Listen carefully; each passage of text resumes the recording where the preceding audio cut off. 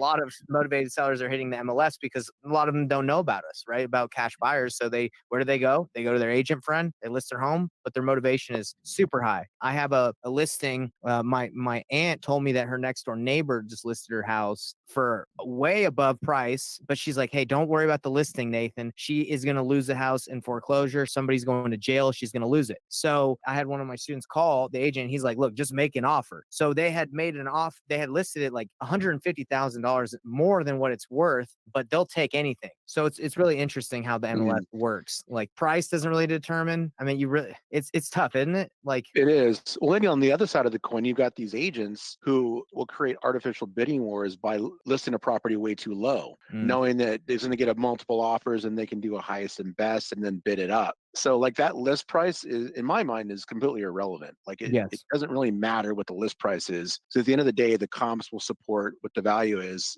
and the ARV is what it is. exactly.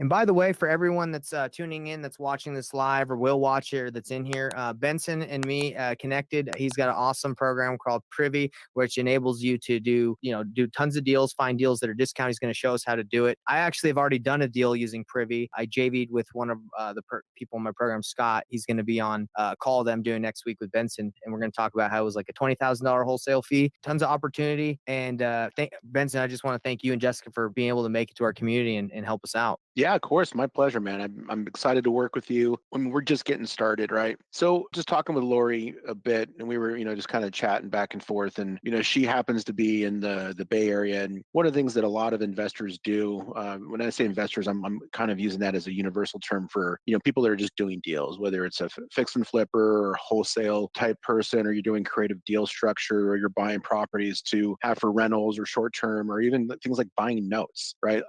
What people normally do is they operate where they live. And sometimes that's okay. If you happen to be in an area where that is conducive for doing real estate deals, then you have a bit of an edge. Okay. But that's usually not the case. Usually people live in areas that isn't the best place for them to spend their hard-earned money and your valuable time and all this blood, sweat, and tears that goes into it. And I actually firmly believe that that's one of the major contributors to why people fail in this business, is not because of what list they're sourcing or who their coach or their mentor is or what software they're using or what their script is or whatever. It's their location, where they're looking for deals. Because in a business where everything is basically based off of a percentage of after repair value, right? Well, the majority of the strategies are, at least, you literally cannot prove after repair value on a property unless you have comps that were flipped. So what this means is if you're looking in an area where there's no fix and flip activity happening, you're never going to be able to get the data that you need to prove after repair value and actually start that process. So you're spending time and money in an area where you're never going to be able to pull the fruit from those trees and those seeds that you're planting. One of the things that makes us very unique, and there's a lot of great platforms out there, is that we actually have direct to MLS data. Now that doesn't mean you have to do MLS deals, but when you're running comps or analyzing or underwriting your properties, you want to make sure you're using the best data that's available for that market. And we've stepped up the game here. So with the map here, we've got direct to MLS data in over 70 markets, and we're going to continue to add more and more. But right now we've got a lot of the major areas that already are out there. But we also have public record data, county record data nationwide, so that you can find owner information. You can go and you can find, mortgage info. You can find off-market leads like foreclosures or vacancies or tired landlords or zombie properties. We've also got what's called third-party MLS data nationwide, and people have kind of become accustomed to that third-party aggregated data. That's kind of what like a prop stream has, or a batch leads. It's decent in a pinch, but if you're really looking to really step up your game, that MLS data is extremely valuable. And so we've done the hard work over the last 8 years of building these relationships, and now we're at this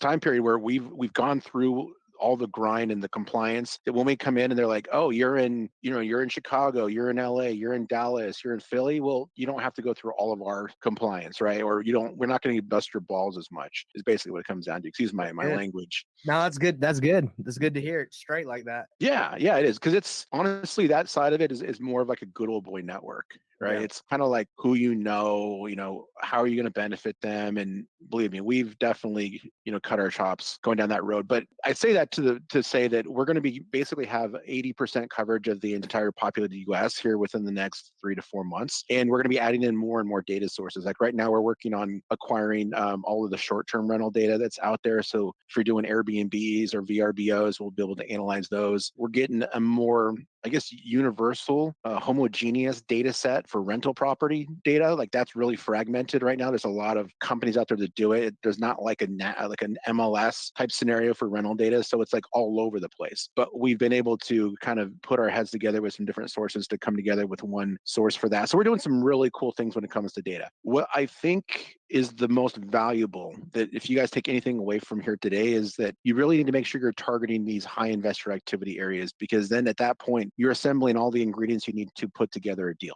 And the way you do that is by using our filters. So right here at the top, we've got several filters for different exit strategies. And if you're doing anything where you measure how good that deal is based off of a percentage of the after repair value, like a wholesale deal, like a fix and flip, like a BRRRR, even like a rental property, a lot of times they measure like, yeah, we want it to actually cash flow, $300 or $400 a month, or we want a 12% cap rate or whatever it is. If they can get at a percentage of ARV, they're way ahead of the curve. So what you're seeing on the map right here is a heat map of where all the fix and flip activity is, and this is what you use to prove value. Now, you can see that there's some areas where there's just big holes, like South Dakota, Miles City, Montana. Like if you live in Miles City, Montana, you're basically screwed. Like you're No, never going to be able to put a deal together there. no love Right. there. Yeah. And even if you found a quote unquote motivated seller, maybe somebody who's in foreclosure, the data is not going to be there to prove, number one, to a buyer, if you're doing wholesale, or a buyer is thinking about proving to an end appraiser that a house is going to be worth something when it's fixed up. Those data points don't exist. So why spend any time or money looking there? Right. You shouldn't, right? Another thing is that probably most of us aren't doing this full time. So you have to be very, very selective with what you spend your time doing. And if you're spending time banging your head against the wall in Sioux Falls, South Dakota, you're going to burn out. Your runway is 2 to 3 months, maybe a 5 to 6 if you have a little bit of money in the bank. But sooner or later, it's just going to run out. And then you're going to have to go back to doing what you were doing before. So you should be targeting high investor activity areas. So it's where you see the larger circles with the higher numbers. And that primarily is in the Midwest. It's markets like Chicago, markets like Indianapolis, Cleveland, St. Louis, Kansas City. As you start to move east, really the epicenter of what is going on in this part of the country is Philadelphia. Philadelphia is really popping right now. You go any north of Philadelphia, it really starts to drop off. Even like Boston's not good. You go any further north than that, it's just not enough population for it to be considered hot. And then we were talking about Atlanta earlier. Atlanta is a really hot market. Texas, Dallas-Fort Worth is the hottest market in all of Texas. As you come down into the Florida market, middle Florida is probably the hottest. Tampa, St. Petersburg, Clearwater, you can see these high numbers right in here. And so the reason to show you that is that if you can get out of your own way and you can change your paradigm a little bit, and maybe you're not in like a horrible area like Sioux Falls, but maybe you're in Wichita and you're like, man, I can do some stuff in Wichita, and you might be able to stumble into a deal, but you're not going to be able to build a business around it that has sustainability, that has predictability, that has consistency, which ultimately is our goal, right? Do you want to just do a couple of deals a year, or do you want to really change your life? You want to be able to leave that 9 to 5 job and actually go and do this full time. If you're just looking for a one-off, then that's fine. You're probably going to not be in this group anyway. If you're just looking for a one-off property to put a little bit of money in, right? You're investing in this community because you see this as a significant part of your long-term financial welfare, is to build a legacy, right? Probably a portfolio of properties that will give you passive income. So where should you be looking? Well, I mentioned a lot of those areas, but what I want to do is take it a step further and start to drill down how I actually started to invest here in this house. So I'm sitting in a house that's sitting in St. Louis. I live in Denver, but I was doing virtual wholesale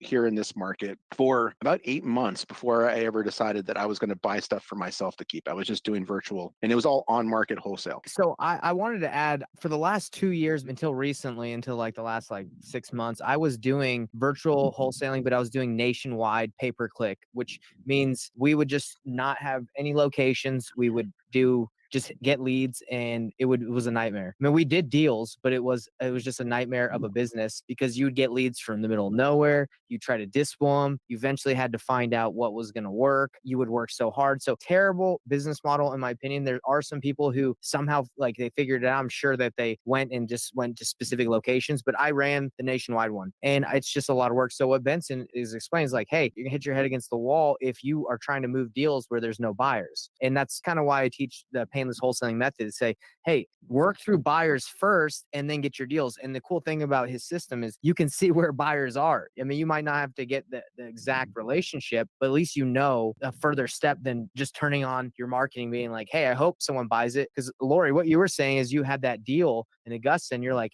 well, this was a bad area. Well, you'll never do that again because it was a waste of your time. And this is why it's so powerful. The location is the key. Yep, absolutely is. And I chose St. Louis because it had high investor activity. And I was able to use the data to go in and actually get up to speed and know the local market better than people who were actually doing deals in St. Louis. Because being able to look at a house with your own two eyes isn't necessarily going to help you figure out if it's a deal or not. What tells you it's going to be a deal is the comps, the data. So we give you the data. And then with this information, so this report right here is called a live comparative market analysis. Our system is building one of these CMAs for every single property in the US. In an area where we have the direct to MLS, we've got, really good photos, good property descriptions. The system automatically goes and pulls comps for you. So we pull in the comparables using the same system that I would use as an agent, using my MLS access. But instead of taking me, a couple hours with, my 20 years of experience, it's happening for the user in a fraction of a second. And it's all editable. Like you can see here, I changed the comp zone. We bring in rental data here. That's the black ones. And then we show you the before and after data. So this house I actually found using one of our deal finding filters inside of Privy. I ran a search and I first researched all of the buyers and I figured out what percentage of ARV all the buyers were buying at. Then I called the buyers that had closed deals recently and I built my buyers list. And once I did that, then I started writing offers. But I created a filter that said, show me every property that I can find that has a percentage of ARV lower than 60%. So the system went out, pulled comps on all the properties that were in that area, and then every day would send me an email alert. Benson, here's the deals of the day, right? It's sending me like a hot list. And this is one of them. So this property showed up in my inbox one day. Here's what it looked like before it was renovated. So I got this for $60,000. Pretty nasty looking. Yep. Look at that. I mean, it looks like they had animals in there. That's Like pretty gross. not dogs, like pigs and horses and cattle. Yeah, it's like a stall right there. And I had a buddy who had a person that was looking here, and I trimmed off a little bit for him, but I actually sold it for $70,000 to wholesaled it, $10,000 assignment fee, and I probably spent 3 hours on the whole deal. I didn't have to spend any marketing, didn't have to cold call, didn't have to skip trace, I didn't have to put myself in some uncomfortable conversation sitting at someone's kitchen table talking about them being in foreclosure. It was just I found the motivated seller, which was somebody who put their house on the market, and all I needed to do was just get it at the right price. And based off of what I knew about what fix and flips were selling for in that market, and then using the filter, I was able to get this at a significant discount of the lower of the ARV.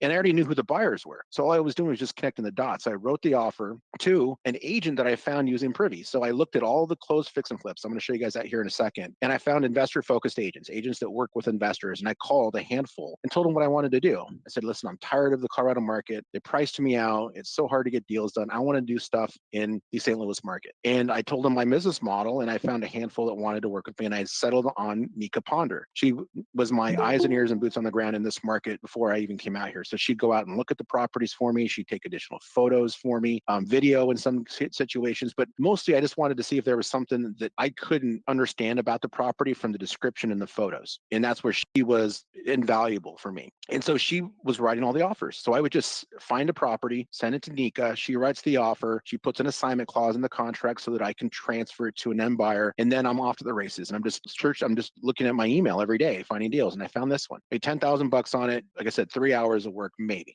This one right here, I'm actually under. That's amazing. I mean, I don't think people realize the traditional way of wholesaling. I talk about this because I do the reverse, and this is the reverse. The traditional is pull list. You don't know who the heck's going to buy it. You don't really know where it is unless you do it by location. And then you just reach out, call. And it's painful. It is painful. I mean, if any of you have been on a dialer for 8 hours, it is not fun. Okay.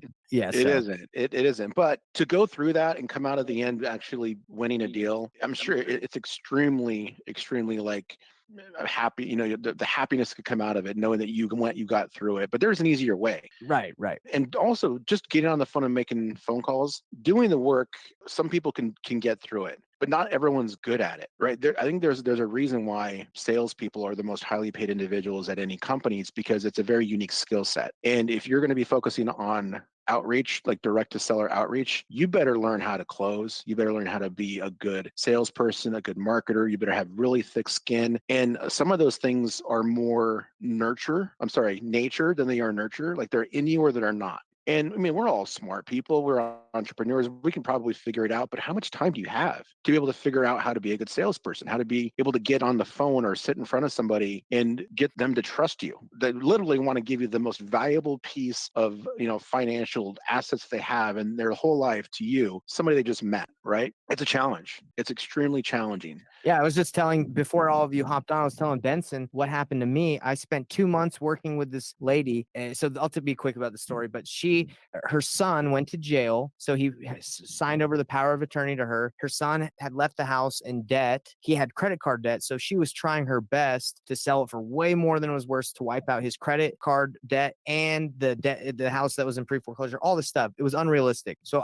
the whole time I was like, look, hey, it's not going to work. Like I'm trying my best. She even let me wholesale it. I sent it out, presented her all the offers. She didn't accept any. So I randomly texted her today because I thought it was just done. She wasn't going to do it. And she's like, I'm closing on Monday. And I'm like, well, what did you get? And it's way less than what I had offered her. She had forgot about me. Maybe I didn't build the right rapport. I really think sellers, once you aren't able to really get what they want, they just go to the next person that calls and says they give you the offer they want. It happens all the time. So it's pretty frustrating because I spent all that time, but I mean, you don't really have to deal with that this way. And I don't want to deal with that again, but I probably will because that's just the name of the game sometimes.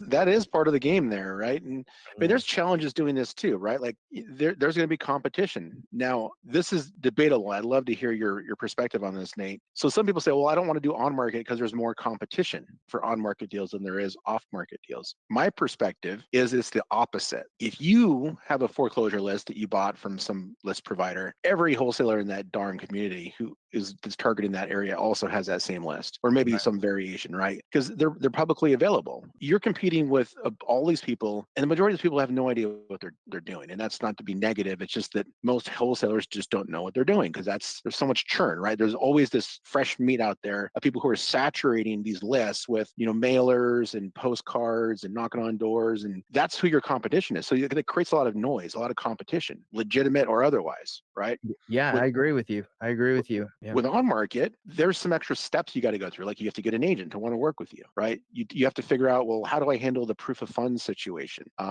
What happens if I have to put earnest money down? Do I have to put my own $500 or do I have somebody else do it for me? Like those things weed out a lot of the noise. There's not as much competition. And with my platform, you're way more effective and way more efficient than someone who's just going through like an agent, for example, because agents are busy. And I mean, I'm an agent, so I can say this, but most of them don't know what they're doing either. So technology and data. This one, we'll get off my examples here for a second, but I got this property. This is actually what it was listed for. I actually got it for 40 grand. I went in, I took a 40-yard dumpster over there. I hired some laborers. We cleaned the whole place out. I spent $1,500 doing that. It's under contract. It's closing the 16th for 53.5. Again, another property. I spent a lot more time on that one. I went in there and I helped take the stuff out of the house. I just wanted to get my hands dirty that day. And this is in, Eight you said hours. Missouri? Is that where you went and got your hands dirty? Yeah, this is in St. Louis. Oh, nice. Yep. And then the house I'm sitting in right now is this house on Cherokee. So this is the one I'm actually sitting in. I got it for 150. The ARV is right around 270, 280. But I came in, I put $30,000 into it, just like, doing like a burr. Mm-hmm. And I'm going to get ready to put it on a short-term rental Airbnb next week. And I'll be getting 3,000 to 4,000 a month for it. Wow. And this was an on-market deal I got right from Privy. So I want to show you those because I'm not just going to say, here's a software, you should use it. Like I use it in my own business, right? Nate said he closed a deal with one of his students. So that's why I chose the St. Louis market. But you might choose a different market like Dallas. So things that we do Benson, well. Lori's got a question. What's up, Lori? Yeah, sorry. So I have a quick question. You were Yeah. knowledgeable about the St. Louis, Missouri area, right? Would you say that it's in best interest to like, because I did this last year and everybody was like, why are you doing that? I strictly only stayed in between Atlanta and Augusta last year, and that was it. And that's how Mhm. I kind of figured out. I learned the area, the infrastructure, where there's development, where there's not development, where people are buying, where they're not buying. But it took me like literally acting as though if I lived there. Right. Like I would call agents, I would talk to people when I talk to sellers. If they weren't interested in selling, I was like, oh, by the way, how's the school district here? I kind of saw on Zillow Mhm. it said this. And it was like, I felt like I was doing a lot of background investigation work to really understand the area. And that's Yeah. how now learned and now know I'm not going back into this specific area. I didn't realize the data included that I pulled. So that was kind of waste of money, right? Did you yourself do that too? Or like how did you understand the area to know like, hey, this is a hot spot. I could see your program. I actually got it pulled up behind me. And Dallas, like where like I mean that's such a saturated market in my eyes, but what tells you to go to an area and do you pick one and stay there? So when I showed you those hot areas with those big circles, those are the areas that I chose. When I went through that list, I was telling you which ones are hot. That's how I chose St. Louis. So I'm looking for this high investor activity, and then that's also how I learned the market. I don't care if this has a good school district. All I care that there's flippers there because they've done the research beyond what's important to me, which is all I care about is does somebody want to buy a deal from me? Like a buyer. And if they're flipping properties there, then that is enough for me to believe that they've done their research to go and decide to fix and flip there. So all I research is the buyers. Now I need to get a little bit deeper with them with what they want to buy, but that's what the data tells me. So as I zoom in here into this market in Dallas, and by the way, I can learn a market better than most people can in an afternoon But just by Benson, doing this process I'm going to show you but here in a Benson, second. I think a lot of people want to know is it just one area you work like St. Louis, or are you able to do a couple because of the data and understanding what you're doing? I'm just focused on St. Louis. I Okay. do a couple things in Colorado because that's where I'm from. Okay. But I'm not doing multiple markets. Like And I've got a job yeah, too. privy, Besides, huh? You got yeah, privy. privy, yeah. Besides, doing these projects that I like and I enjoy. So you're doing Um, these deals in St. Louis just pretty much part time. Is that right? Like because you have privy. 100% part time. Yeah. Amazing. And that's what software and data and allows you to do is to really be highly effective with your time in your business, and you're being really intentional about what those you get a good ROI on that time you spend because you're making offers. You're not just chasing people around on the phone, hoping that they're going to call you back, and then getting them on the phone and convincing them to sell their house, and then having to convince them to sell their house to you, and Mhm. then convince you to sell your house to you at the right price, and then sticking around the closing. Right? I'm not doing any of that. Yeah. And I think it's just important for everyone to realize that he's saying he's not like in multiple areas trying to figure out multiple different buyers and he's mastering St. Louis. There's enough opportunities in St. Louis that are coming to him that are off of the fix and flip list too, right? It's not just listings. There's enough opportunities off of your fix and flip, right? Yeah, my deal criteria, Your right? deal So criteria, yeah. yeah, So my deal criteria is based off of what I know buyers will buy, and that's the way I learned that is by going like this. So this house just closed recently. Okay, it was a fix and flip, and there's a section here called before and after. So with the before and after, I can teach myself what a deal is in this market, and by going looking at like the last 10 to 20 deals, I'll know what the buying criteria is of the majority of the buyers that are there, and then I can figure out who those people are. Right? This is OCCM Inc. They're the flipper, they're the buyer on this. So in a wholesale format, I want to know, well, what is OCCM willing to buy? Well, they're willing to buy from the MLS, number one, because they bought this one from the MLS. and Right? show us where it says that they bought it off the MLS. The before right here, see the MLS Oh, ID? okay. So if you see that it's off of that has the MLS number, it means they bought it off the MLS. Yep. And they bought it for 153 grand. They sold it for 297. They got it 52% of the ARV. Okay. Over here on the right is the after product. So we can see what kind of materials they use, what kind of design they did. Buyers love these before and after because they can help them understand like what's driving value and help them do their due diligence when you're marketing your deals. So I always send these links. So every one of these CMAs has a sharing link. So when I market my deals, I send these links out with my deals. So they have a CMA to interact with to understand what the comps are saying. And they don't need a privy account to see those. Correct. They don't need a privy account. Sweet.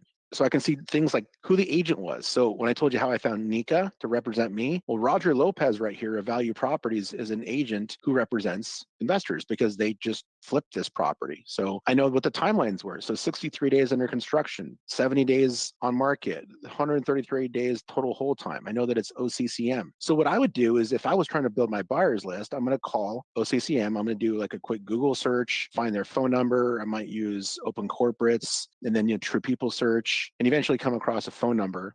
Right. But it's very straightforward process. Like Roger Lopez is the agent and the flipper. Wow. So he has his license and flips.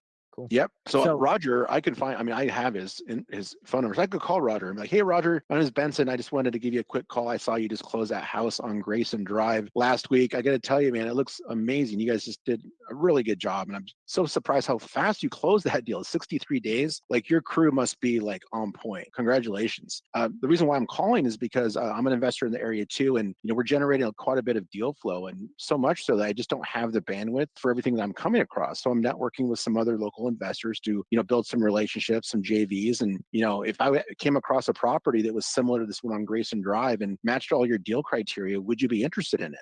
yeah. And he's going to be like, heck yeah. And that's a conversation that a buyer is interested in, because a lot of people will talk to me and they're like, how do you develop relationships and build a credibility with a buyer? Well, there you go. You just said exactly what will show a buyer like, hey, I'm talking to someone that's credible, right? Knows what they're talking about. Right. And I leverage the data to formulate that conversation in my mind. Mhm. Right. So I'm demonstrating that I know what I'm talking about because I just told them about a house they closed. Right. I'm using the data in a script that I know now, but I provide it to our users, and it flows. Right. It's conversational, and the way I say it, I think, at least they've told me that too when they call me back when leaving voicemails. They're like, the reason why I'm calling you back is because you told me about the deal I just closed, and by the way, thanks for the compliment. Right. They love that sort of thing. So I know it works, and it's the best, easiest way to build a valuable buyers list than just like pulling people from Facebook or the local RIA or in the community. People say, oh, I'm a buyer. Well, yeah, prove it. Yeah, like have you done any deals recently? Because I want to work with people that are doing deals. Right. Well, hey, Benson, we got some questions. Jeannie, yeah, I think you had your hand raised. What do you got? Yeah, I just had a quick question.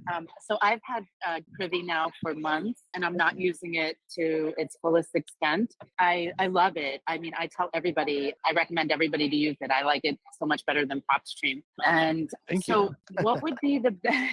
It's true, and I'm in a group of like 2,500 women. So, and they all were trained originally to use PropStream. So There you go. Hey, Benson, there you go. Yeah, we've all been connect with trying her. to switch over to get Privy, but Amazing. we're not. We definitely have not been educated to use it the proper way, because right now what we're just using it for is pretty much like comps and stuff like Mhm. that. So, what would be the best way for like a quick training? I mean, because I jumped on late, so maybe you had already done it on this call. But what would be the best way to do training to actually look for properties? Just listen to this call, or you have a training Yeah, separate? well, we do trainings twice per week, just normal Privy trainings, like recurring every Monday and every Thursday. Okay. So you're more than happy to jump on those. But if you could arrange a meeting with your group, I'd be happy to jump in and show everybody there how to use it in an environment where people are comfortable, right? Like, so I'd be happy to do that. But we provide tons of training. That's part of what Nate and I's goal is, to continue to do recurring training, so that if you buy it, you're using it. Like, it's not sitting on the shelf. Yeah, Right? I know. I'm not using it to its benefit, and I've had it Mhm. probably at least 4 or 5 months now, and Okay.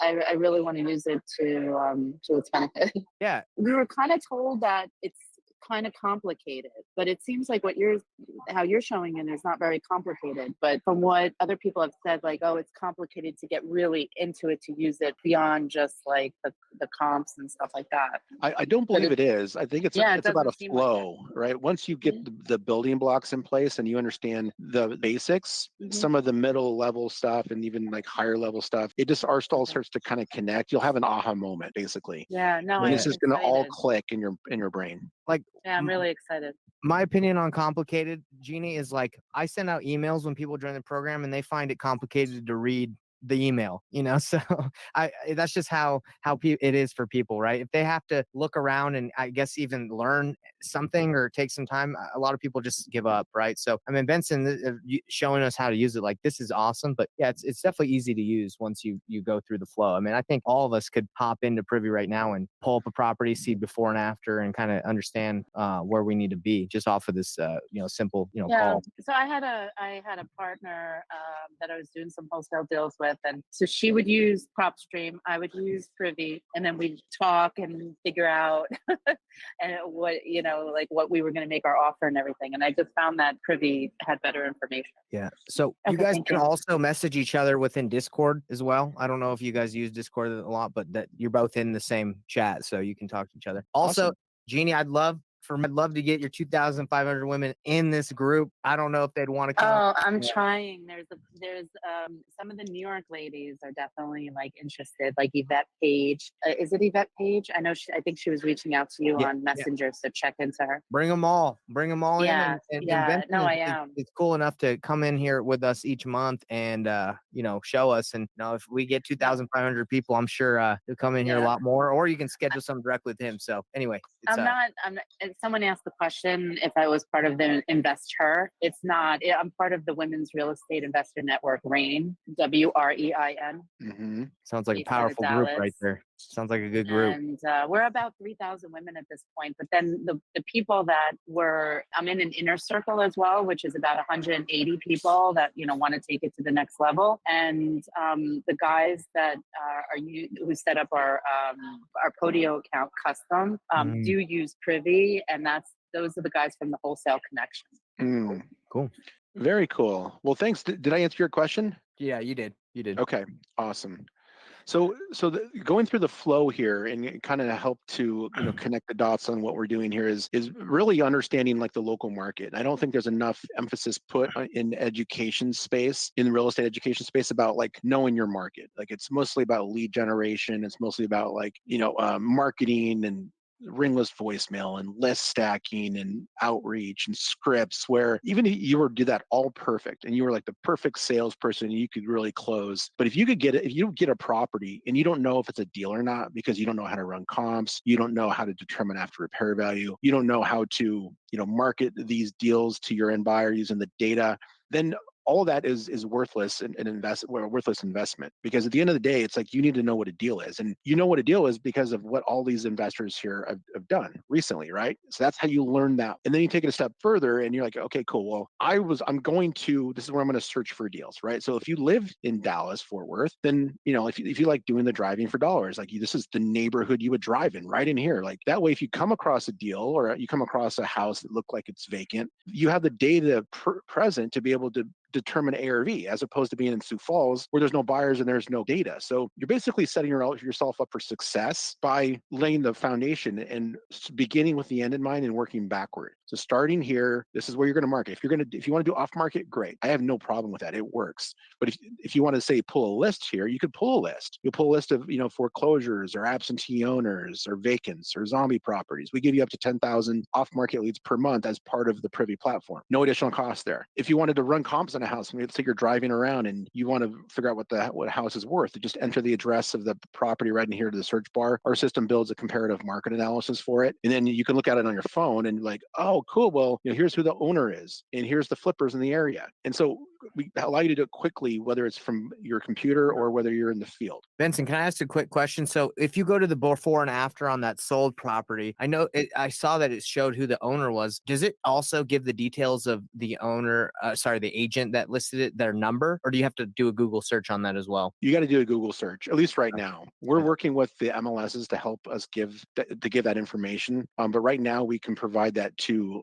licensed individuals. They'll get to see it right inside of Privy. But you really got to, it's one click, right? So you just right click, search Google, and then there's the phone number. Right? Yeah, it's easy. I just didn't know if it was down further or if it was right there. So it looks like it's there, and then down below is the owner, right? If you scroll down. Okay.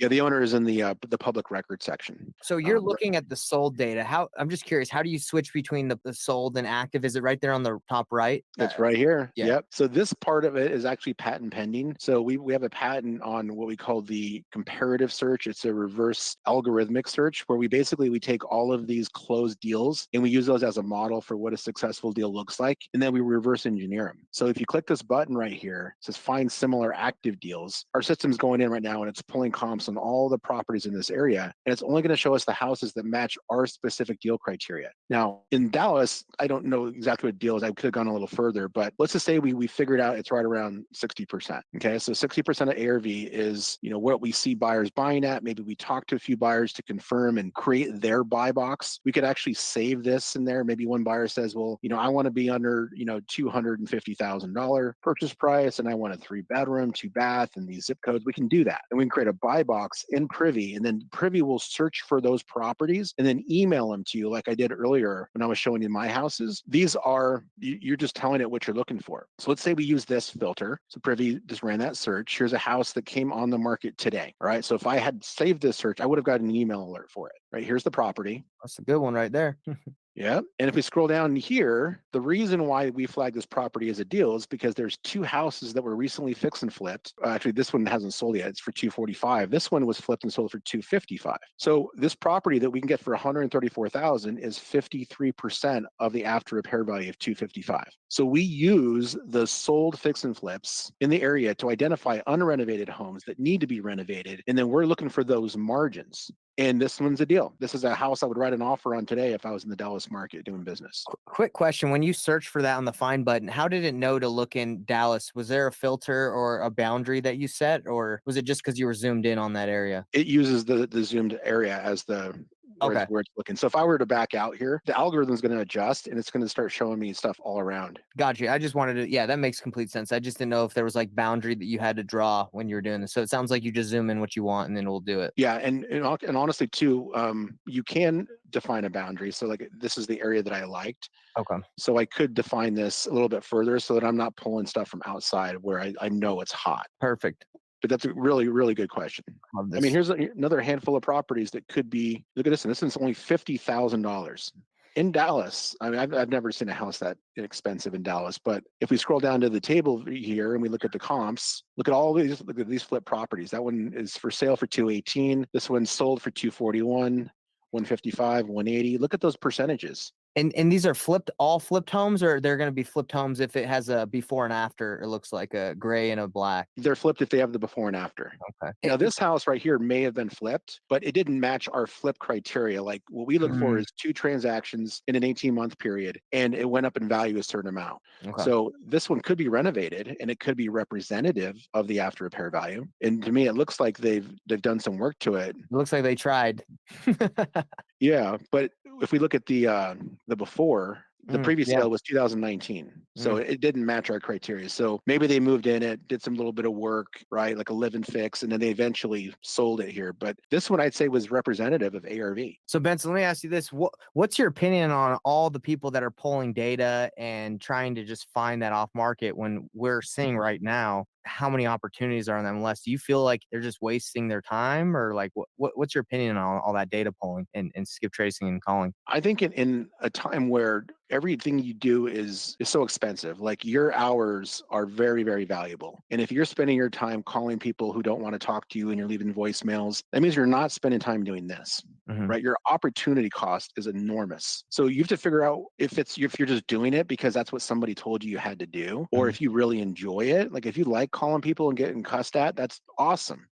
But I don't, and I'd rather just close deals. So this is just, one market. I mean, I just went in and I'm just looking at the data that's there. Every market's different. And let's say you pulled this and there wasn't anything today, because I didn't cherry pick this market. I didn't go and be like, hey, there's a deal. Let's try to convince everybody to buy Privy. So here's this house. There may not have been anything today. And that's totally fine. But what you do is then you save that search, and then this will email you whenever something's found that matches your buying criteria. So you don't have to be in this all day. Like if you have a 9-to-5 job, maybe you check in the morning, see if there's anything where you want to get an offer offer out, you just click forward, share, send it to your agent, say, I want to write an offer for this for $125,000, 30-day close, 10-day inspection period, $500 earnest money deposit, and and make sure there's an assignment clause in it. I send that over to her, she writes the offer, and then it just comes to me on my phone. I sign it, send it, she sends it off, and then that's it. It's really simple, honestly. Yep.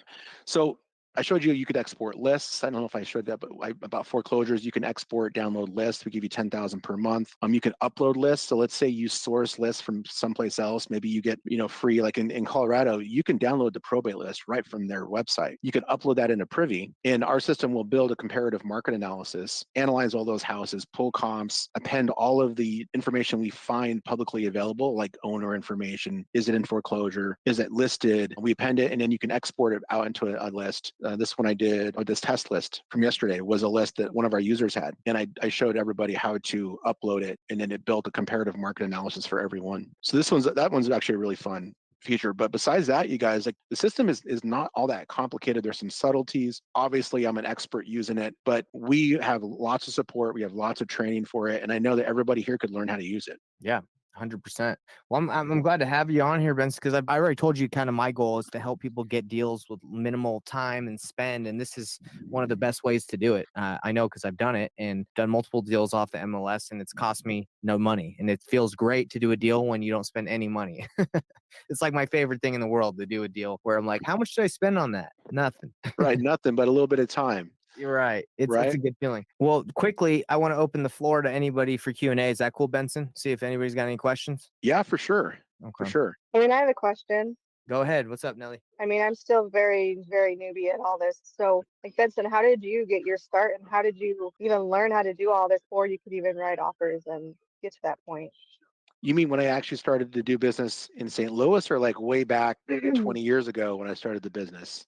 Just you were saying, even though we can find deals, we got to be able to obviously make the offers and know how to know if it's a deal. What did you do to get to that point? I'm just curious. Yeah, I think it's a combo. Like, I've been in the business for 20 years, so I've cut my chops in doing wholesale and fix and flip. But as far as getting and doing business in St. Louis and feeling comfortable doing it here, like, within a few days, I was ready to start writing offers. Like, I was in there looking at the closed deals. I looked at all the past closings, so I could see exactly what they were buying them for, what they're selling them for, how much money they were making, what percentage of ARV they were buying at, who they were, who their agents were, which areas were hottest. You can literally do that local market research and become a local market expert better than people who live there in an afternoon. In an afternoon, you can do that. Now, will you be ready to start writing offers at that point? I mean, since you're newer, you're still going to have some second guesses in your own mind about, oh my God, do I know what I'm doing? Like, it's going to take a little bit longer, but I do believe we're going to give you the shortest path to being comfortable and starting to execute, take action, than if you were doing the off-market path. Because there's a lot more to figure out on that side. It's the sales scripts, and it's the feeling comfortable on the phone talking with someone who's losing their house in foreclosure, and there's just so much there. It's like drinking out of a fire hose, really. There's less to figure out by doing on-market deals than there is off, in my opinion. Yeah, Well, it thank cuts you. out it cuts out the part of having to negotiate with the seller and go through all that rigmarole, right?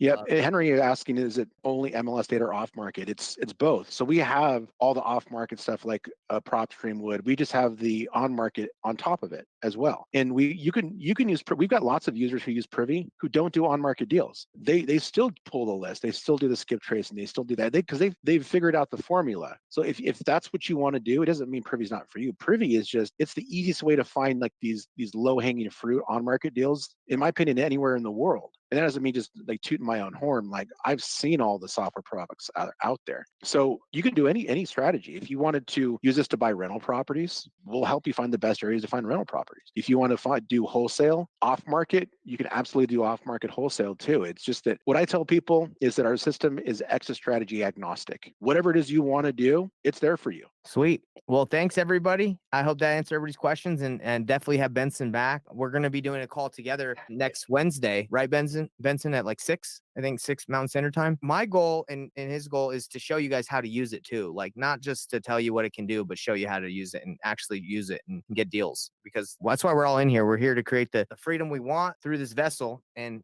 thankfully we have the Benson to show us how to use it. Hey, Nate, I have a discount for your group if that's okay. Can I share that? Yeah, of course. I don't know if any of have signed up already or are will, but yeah, please, any discount would be great. So use the promo code Thrive, and that'll give you 20% off your first month. Or if you're interested and you have a little bit more money in your budget, you can get Privy for a year. We give you a discount down to $930, but it comes with my course. So I actually built a course when I went and started to start doing business in the St. Louis market. I documented my entire process over 30 days, and I turned it into a course. So I'm going to give you that for free if you decide What? that you want to go with the annual plan. That's And I amazing. also have a buyers list that has over 5,000 people on it. It's nationwide, already pre-skip trace. I'll give you that too. So that's with that promo code Thrive. Wow, that's awesome. Thank you so much for helping out my community, Benson. That's Yeah, really nice of you. you got it. No Yeah, problem. that's awesome, man. Well, I hope you guys try it, and if you do, let me know. I'm gonna be using it and showing you how to do it, so it's not like I'm just like, hey, try it. I use it, and we're gonna explore it more together. So super exciting stuff. So one last thing, Nate, we have a 30-day money back guarantee. So they can literally use it for 30 days. And if they just end up hating me, then they can quit and get their money back. Come on, that's too good of an offer. It's, Too good. we put it there, right? We don't want anybody to have any hesitation, right? You get in there, come to the free trainings, use the software, find deals. We do that because we believe in the tool and it's going to work for you. That's beautiful. I love it. Thank you so much. That's great. I didn't know that you had the 30-day money back guarantee. So that makes it easier to try. Yeah. No problem. Well, I appreciate everybody being here. Thank you for everybody that's here in the room and anybody that's watching us streaming. Let us know if you have any questions. And remember, if you're not able to make his weekly, which I recommend you should, or our next call, he's here every month where we're going to be diving into this. And I'm sure we can do more if this becomes a riot. And I think it will. Everyone's going to be loving it. Oh, yeah, absolutely. Well, thanks, Nathan. I appreciate it for having me on, everybody that took the time. And thank you so much. Let me know if you have any questions. Have a good weekend, you guys. Yeah, appreciate it.